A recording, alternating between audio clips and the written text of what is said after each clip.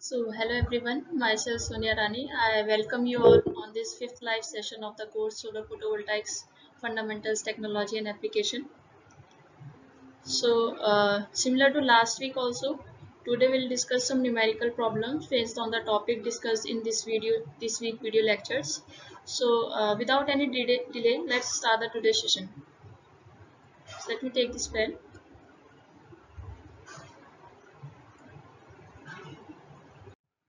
So, here is your first question.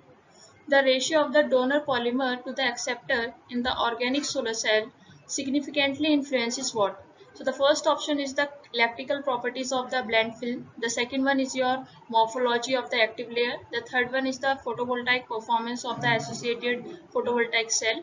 And the last one is all of the above.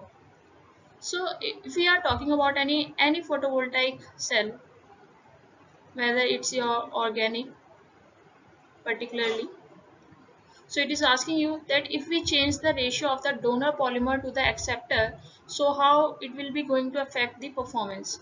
So one thing that you can see from this option is that the option number third, which is your the photovoltaic performance of the associated photovoltaic cell will be affected, right?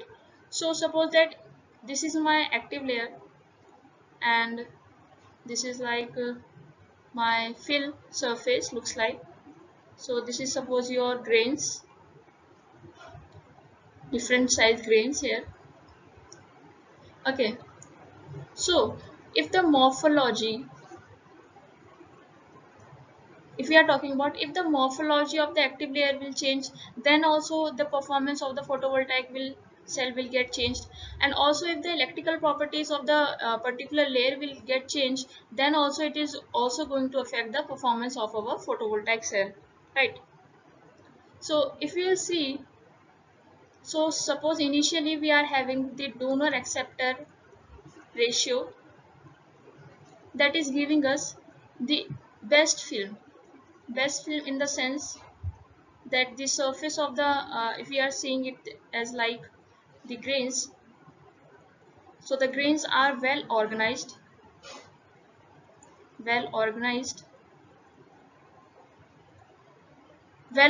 means there is no spacing or no vacant space, that we can say as there is no hole in the film. Okay, so initially we are having the donor acceptor ratio in the organic solar cell, which is giving us the film which is very well organized in terms of the grains. Now suppose the ratio of the donor and acceptor get changed. When the ratio of donor acceptor get changed, so in that case the charge carriers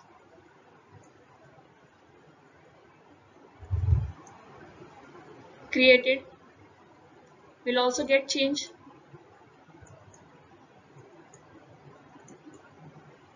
Okay, now there is a chance that the film that was uniform before with some donor acceptor ratio, now the film is like this, in this way, means it is having some vacant spaces between the grains and the grains are not properly formed, and also the grain size is less.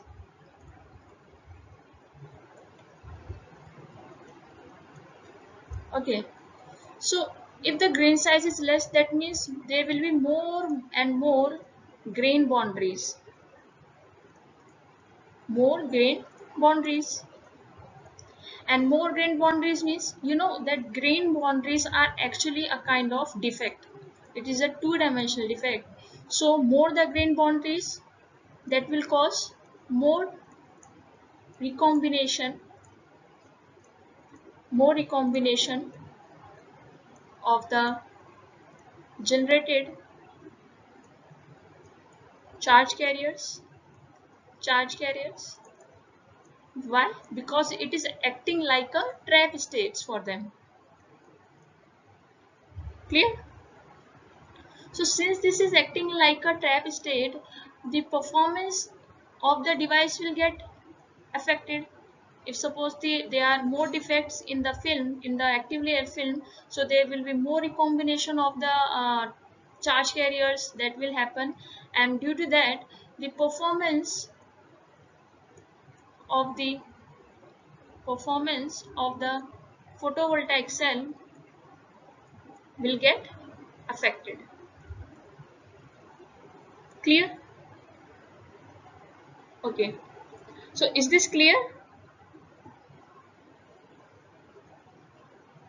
You can write yes in the chat box.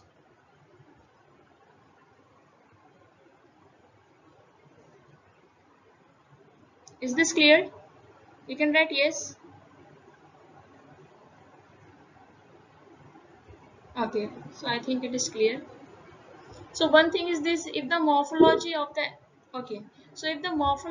active layer is affecting, means if we are changing the ratio of the donor polymer to the acceptor in the organic solar cell, for sure the morphology of the active layer will be get affected, and due to that the photovoltaic performance of the associated PV cell will also get affected.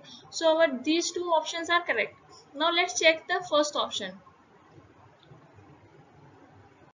Okay, so the first option is the electrical properties of the blend film. So we have in the previous lectures we have already learned about the shunt resistance, shunt and the series resistance. So the important point here is the shunt resistance. Shunt resistance. So we know that shunt resistance come in the photovoltaic cell due to the manufacturing defects. Due to the manufacturing defects. Okay, now if this is due to my manufacturing defects, so now if I am changing the ratio of the acceptor to donor polymer, so that will be going to affect the quality of the film, the quality of the fabricated film. Yes or no? Yes. So when the quality of the fabricated film is get affected due to this ratio, if we are changing the ratio of the donor polymer to the acceptor polymer, so in that case we can consider that there may be chances of defects, more defects arising, more defects arising in the film, and the defects can be either in the form of voids or the vacant space again, right? And also it can be your grain boundaries, which are actually the trap state for the charge carriers. So when these defects are increasing, so that is going to actually affect the shunt resistance. So it will lower the shunt resistance. Ideally, we have already studied that the shunt resistance for an ideal solar cell, the shunt resistance should be maximum, right? But when there is a possibility there are defects in present in your active layer, so there will be more recombination. So in that case, the value of the shunt resistance will get decreased. So we can see that if the ratio of the donor polymer to the acceptor in the organic solar cell is changed, so in that case the electrical properties of the blend film will be changed. We can see we have already seen this as a shunt resistance. The morphology of the active layer, okay, means the grain size. So the grain size will also get affected. So this is also true. And since these two parameters, the electrical property and the morphology of the active layer is getting affected due to this ratio, then obviously the photovoltaic performance will also get affected, right? So out of these three, all are true. So option number 4 is the correct answer for this question. Okay, is this clear?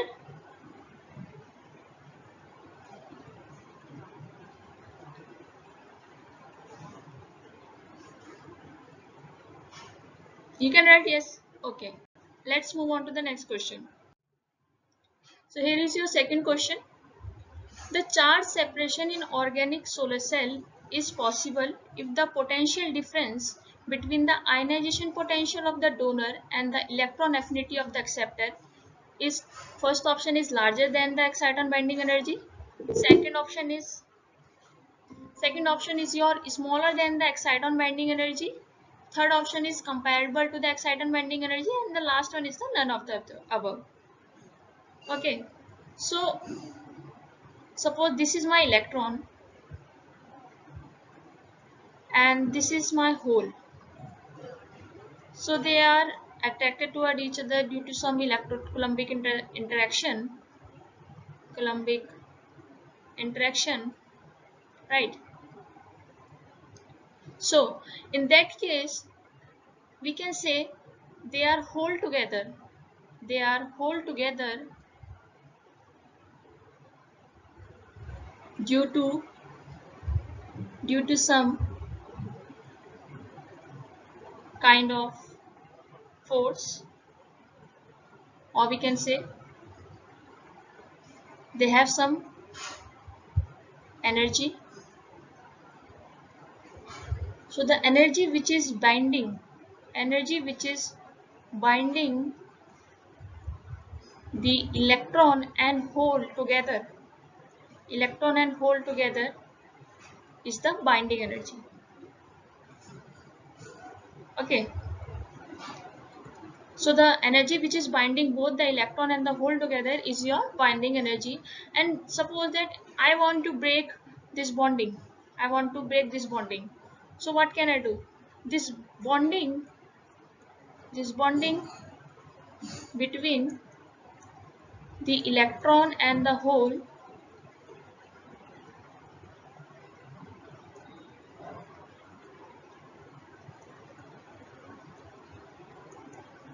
can be break by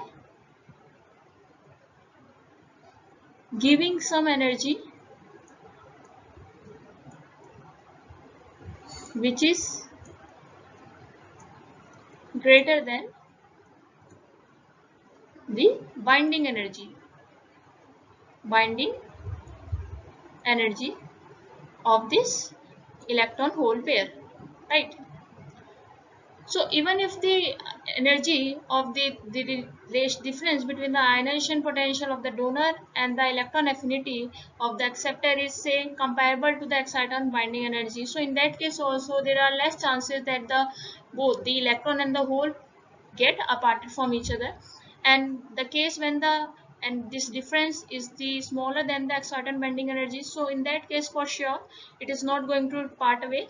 But in the case when the potential difference between the ionization potential of the donor and the electron affinity of the acceptor is larger than the exciton binding energy, so in that case for sure this separation of the electron and the hole can take place. So option number first is the right answer for this question. Is this clear?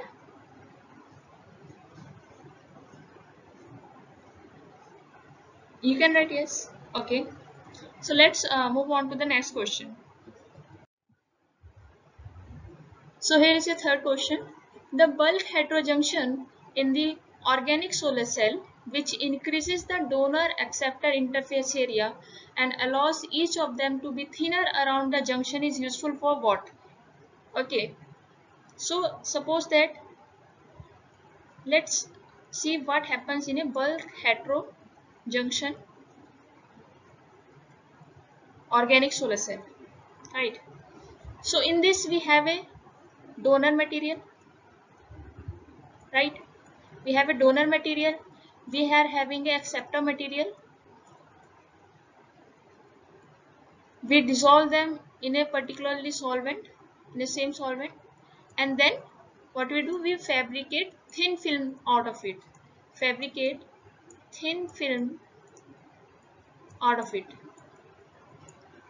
Okay, so how that thin films look like?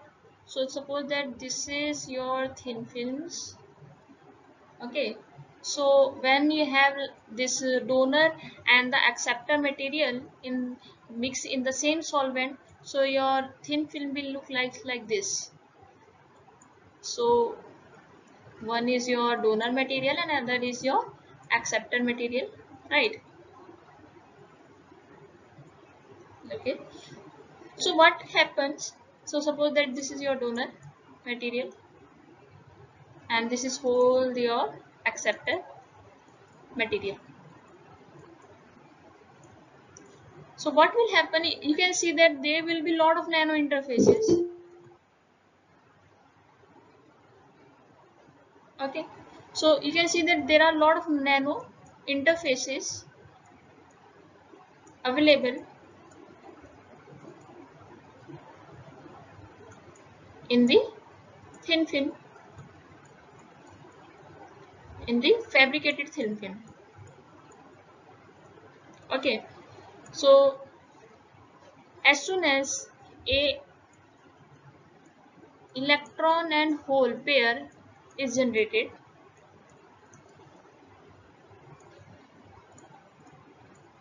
so as soon as a electron and hole pair is generated in this bulk heterojunction organic solar cell active layer thin film, so in that case this nano interface act like a catalyst, we can say act like a catalyst for the separation of charge carriers, or you can say for the separation of electron and holes, right? See, like this, you can say, you can consider it like this. Suppose that this is your donor and this is your acceptor material. So as soon as the electron and hole pair get generated, so it started diffusing. So as soon as it reaches this interface, so what will happen, due to the difference in the tension energy here, difference in energy here, the separation take place, separation of electron and hole takes place, and this separation will take place only when this energy is greater than the binding energy of your electron and hole pair, which we have already just discussed now. Okay, so if the, let's say this is your En, if the En value is greater than the Eb, which is your the binding energy of the electron and the hole, so only in that case, the separation of the charge carrier will take place, right? Is this clear? You can write yes in the chat box if it is clear.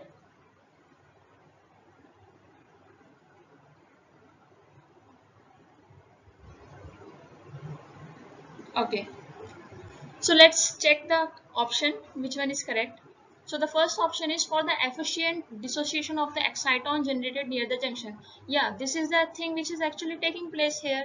So option number 1 is correct. Let's see the second option and the rest of the option also. For the recombination of the excitons, so is this the correct answer? No, because here is not the this recombination actually taking place, but here is the dissociation of your exciton, or the bound state of the electron and the hole is taking place. The combination of this electron and hole pair can only take place in the condition when there are defects, or when there are grain boundaries which are actually acting like a defect in the thin films. Okay, so this is your wrong answer, wrong option. The last one is also radiative recombination. No, this is also not going to happen. And the last one is none of the above. So so option number 1 is the correct answer for this question. Is this clear?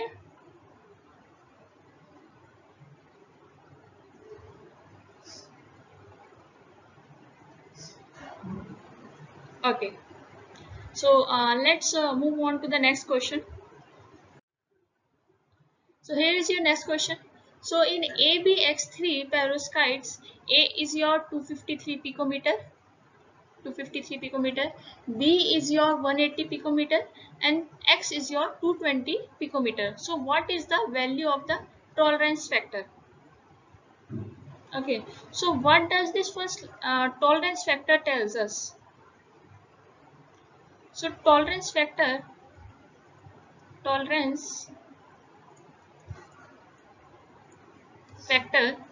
tells you how much ideal is your perovskite or any material.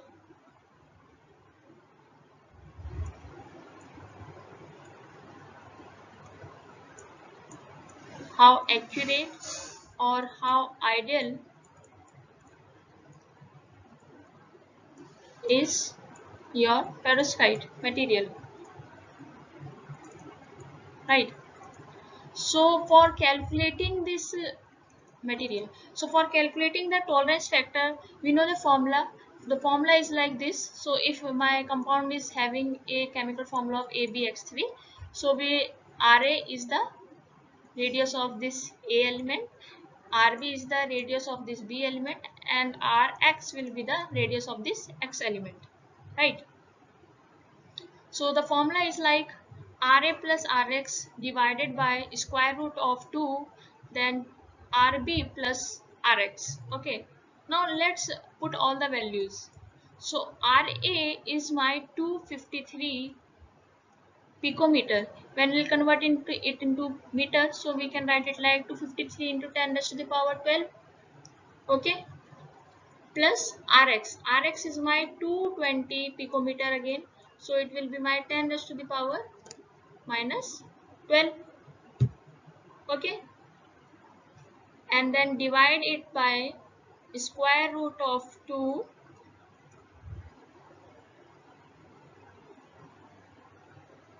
Square root of 2. Then Rb. Rb is 180 picometer. That means 180 into 10 raised to the power minus 12. And then plus of Rx, that is 220 into 10 raised to the power minus 12. Okay. So now we can take 10 raised to the power minus 12 common from here, right? So it will be 253 plus 220 multiplied by 10 raised to the power minus 12 divided by square root of 2, 180 plus 220, and then multiplied by 10 raised to the power minus 12. Okay. Then 10 raised to the power minus 12 get cancelled from here and from here. So we'll get here 473 divided by square root of 2 and multiplied by 400. So that will give us 473 divided by 1.4 into 41 into 400. So that will give us 473 multiplied by 141 multiplied by 4. So equals to 473 divided by 4, 564. So that will calculate. So it will give you 0.83. Okay, so option number 3 is the correct answer for this question. Is this clear?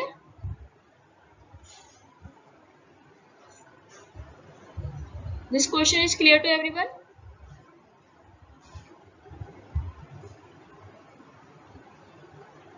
You can write yes in the chat box. Okay. Others?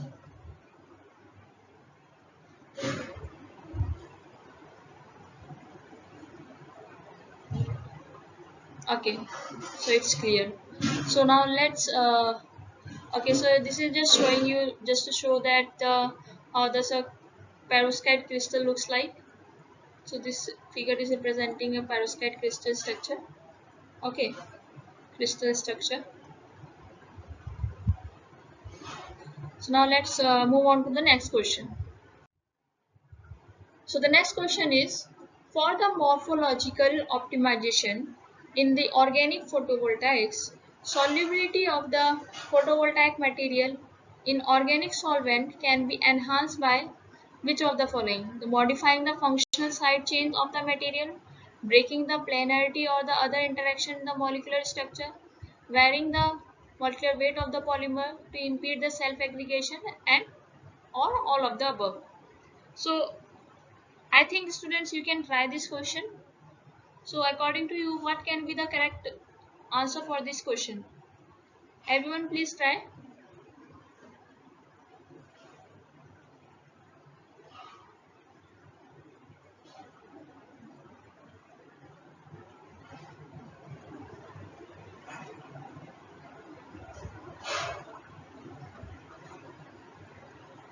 You can make a guess which can be your correct option for this question. It is asking you if we are modifying the functional side chains of the material. So either that can be a option for this morphological optimization in the organic photovoltaics, or the breaking the planarity or the other interaction in the molecular structure, and the other can be of varying the molecular weight of the polymer to impede the self aggregation, and all of the above. Any guess from your side? Anyone?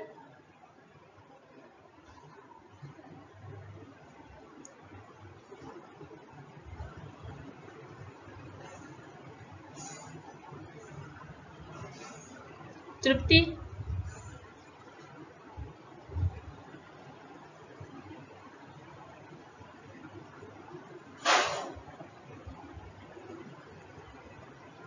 Okay. So let's see. For the morphological optimization, if you want to change in the organic photovoltaics, so the first thing we can do is we can modify the functional side. Modify the functional side chain. Sorry, functional side chain of the material. So how it is going to affect the morphological optimization? So when we do this, so there is a chances of the better, we can say, the better adhesion or the better linkage of the fabricated film, right? Another can be your breaking the planarity or the other interaction in the molecular structure.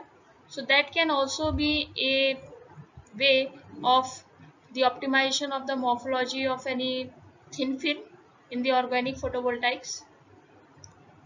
Breaking the planarity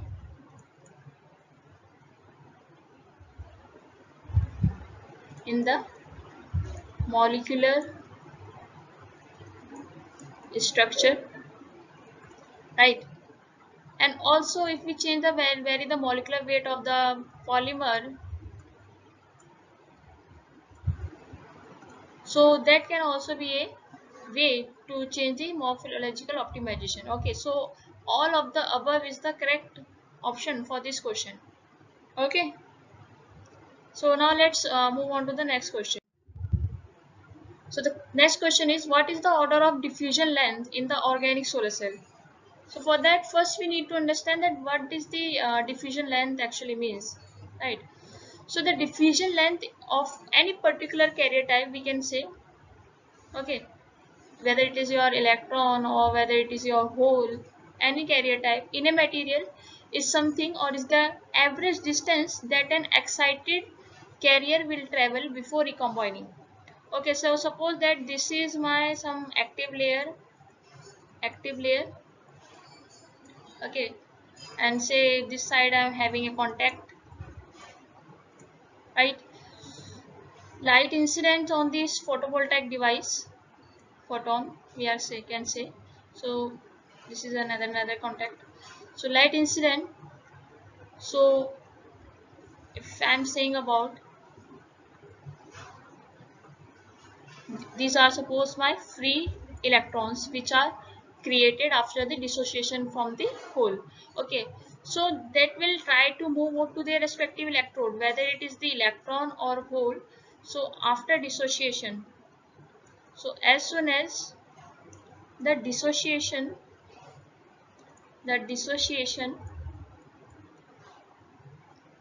of the electron and hole pair take place,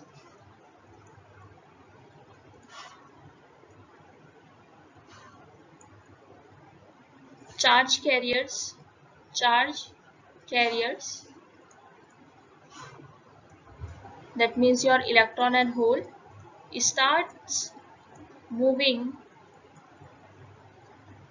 to their respective electrode, right?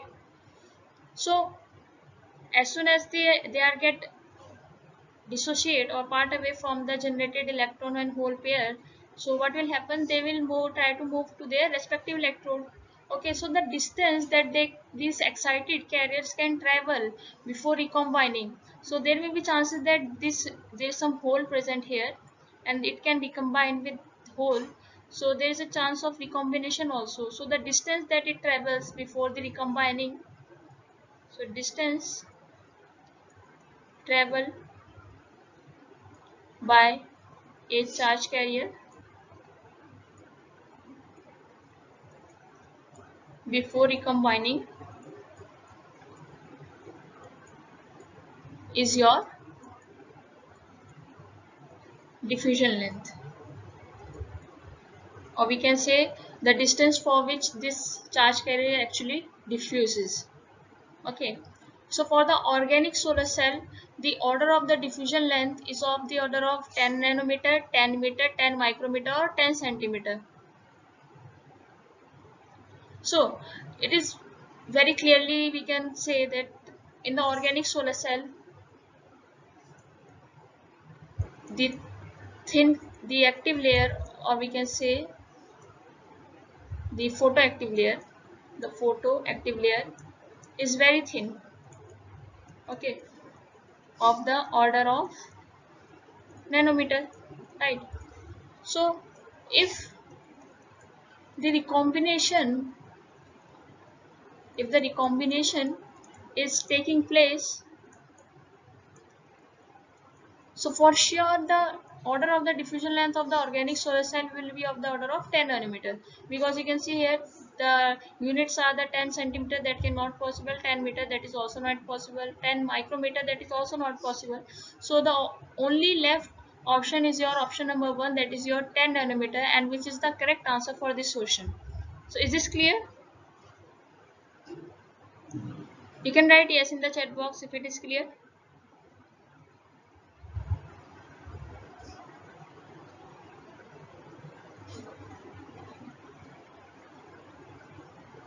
Okay, so I think it is clear.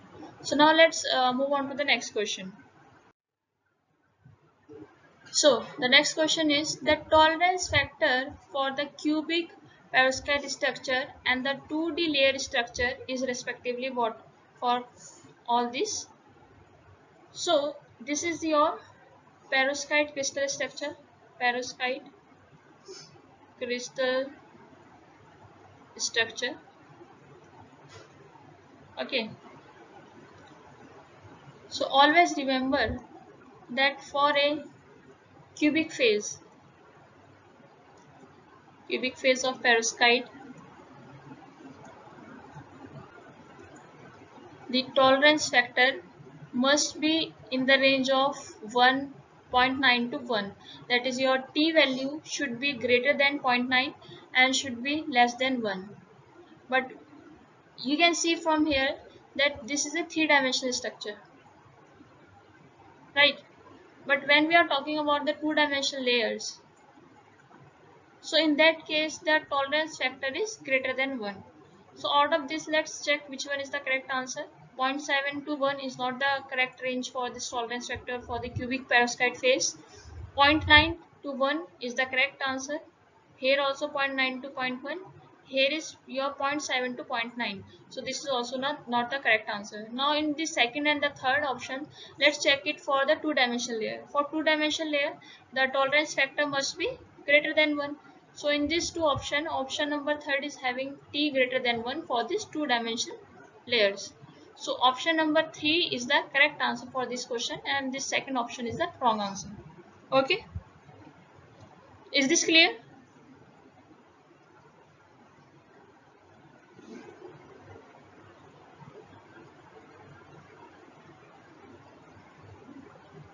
Okay, so let's move on to the next question.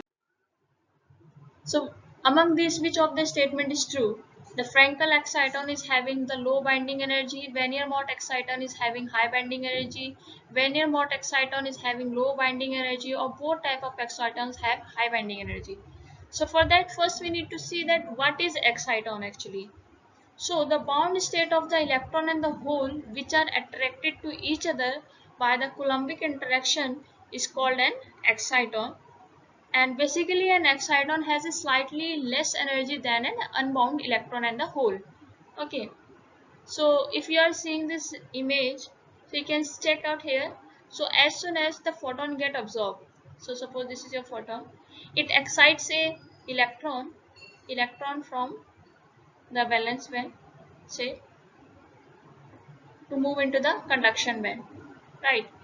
Now this electron and hole pair are not apart, but they are actually attracted towards each other by some Coulombic interaction, and this pair of electron and hole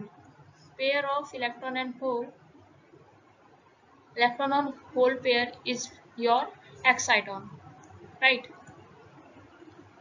So excitons have different names due to its behavior. Okay, now let's see what are the different names. So the one is the Vannier-Mott exciton, okay, and the second one is the Frankel exciton. So what are the Vannier-Mott exciton? Vannier-Mott excitons are those which are found in the inorganic solar cell. Inorganic solar cell, or we can also write it here for the perovskite solar cell also. The Vannier-Mott excitons are created whenever a photon get absorbed. But in case of the organic molecules, like,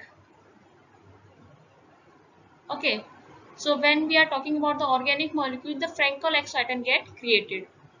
Another property of this Vannier-Mott exciton is that it is having a low binding energy, okay, but in case of Frankel exciton, it has the high. In case of this Frankel exciton, it has high binding energy. High binding energy. Okay. So among this, which one is the correct answer?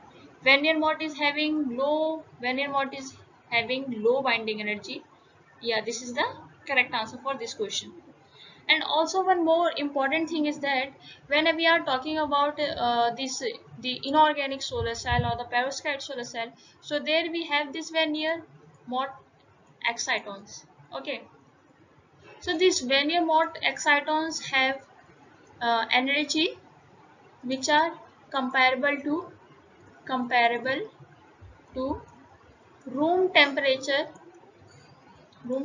thermal energies. Okay, lying in between, say, like 21 milli electron volt to 25 milli electron volt. Okay, so in case of this, uh, for the case of the inorganic solar cell, we are saying inorganic solar cell, or for perovskite solar cell, since the room temperature thermal energies are enough to break the bonding between this electron and the hole pair generated, so as soon as electron or hole pair, which is your exciton, generates in this type of inorganic or the perovskite solar cell, the electron and hole get dissociate due to the room temperature thermal energies. But when we are talking about the organic solar cell, so in that case we are having the high binding energy. Okay, high binding energy means that the room temperature thermal energy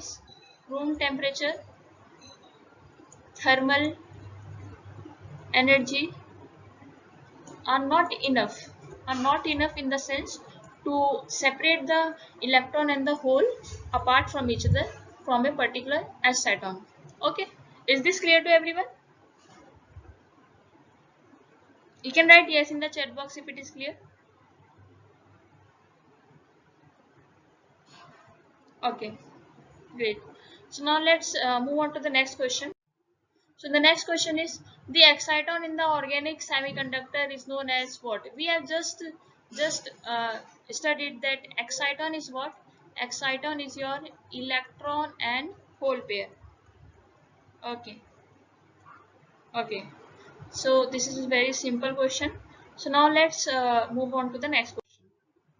So the next question is, what is the theoretical efficiency of a photocell, or we can say it is a photovoltaic cell, which is having a band gap of 2.55 electron volt when exposed to this 100 watt per meter square solar radiation through a filter having the following transmittance characteristics.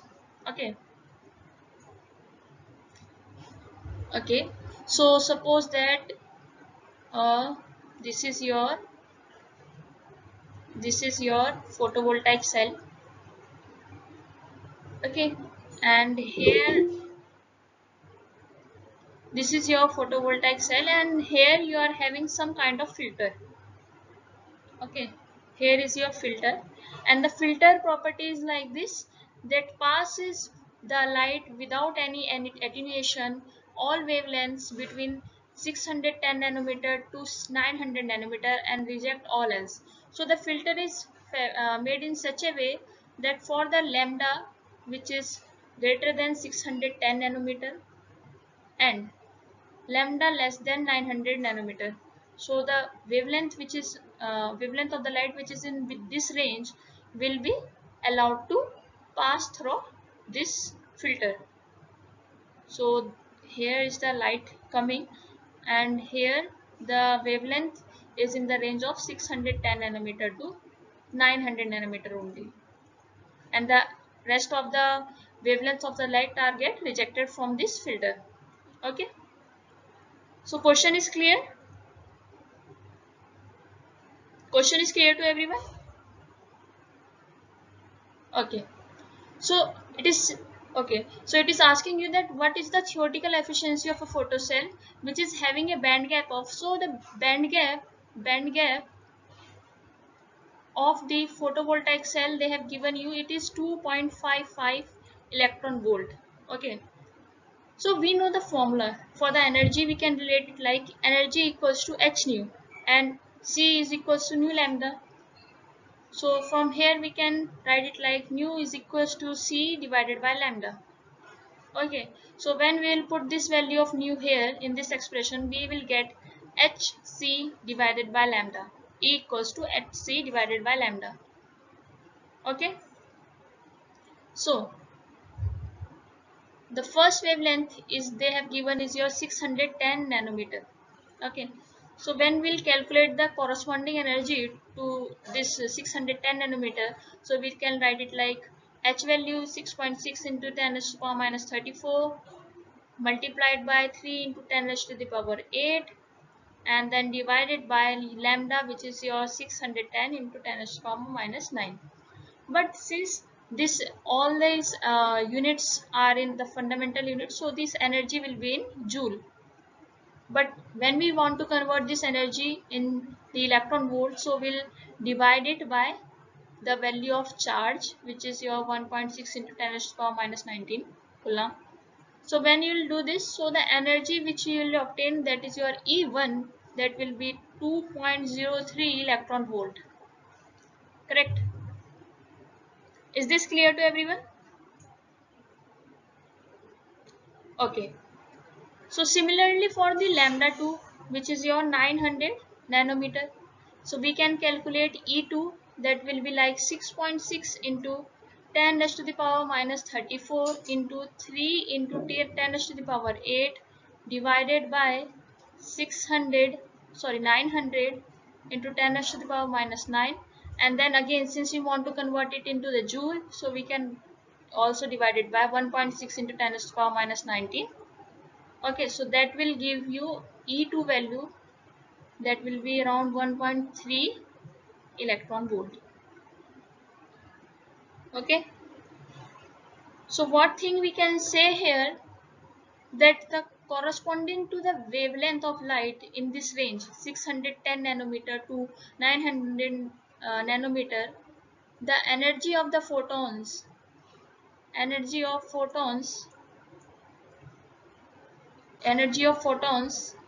is greater than what? Greater than 1.3 electron volt, but less than 2.03 electron volt. Correct? And so suppose that this is my material, this is my material, this is my conduction band, this is my valence band. So suppose the photon incident here, and the band gap of this material is Eg, which is given here 2.55 electron volt. Now from the calculation we have obtained that the photons that will fall on this material that are having the energy in the range 1.3 electron volt to 2.03 electron volt, and which is actually less than this band gap of the material. So they will not going to excite, they will not excite any electron from your valence band to conduction band. Is this clear to everyone? This point? Okay. So since my no photon, no electron will get excited from here to the conduction band, so what we can say, the efficiency of the device or the photovoltaic cell will be of 0%. Okay, so option number 3 is the right answer for this question. Clear?